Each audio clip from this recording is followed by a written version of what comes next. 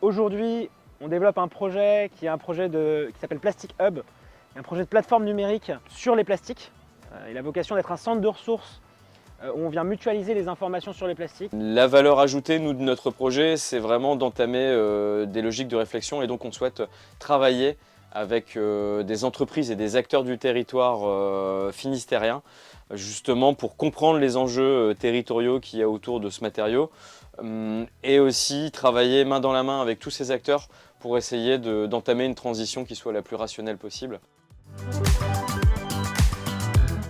L'objectif en participant au projet Océan Hackathon, c'est de repartir avec une version activable de cette plateforme numérique, c'est-à-dire avec une partie Wikipédia, où on aura commencé à intégrer des éléments de définition, une partie médiathèque, où on pourra naviguer, aller rechercher une étude sur les microplastiques, une étude sur le marché, par exemple des peintures, des vernis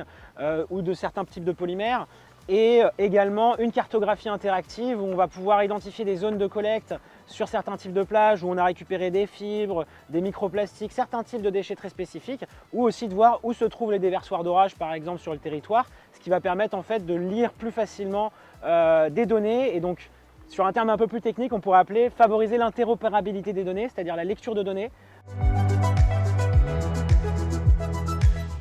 Nous, les compétences qu'on va rechercher en participant à ce Océan Hackathon, c'est d'abord des compétences de développement web pour développer directement la plateforme, des compétences en termes de médiation scientifique pour gérer toute la donnée qu'on a y intégrée dans cette plateforme, mais également des compétences en communication pour faire parler d'elle, et aussi des compétences en web design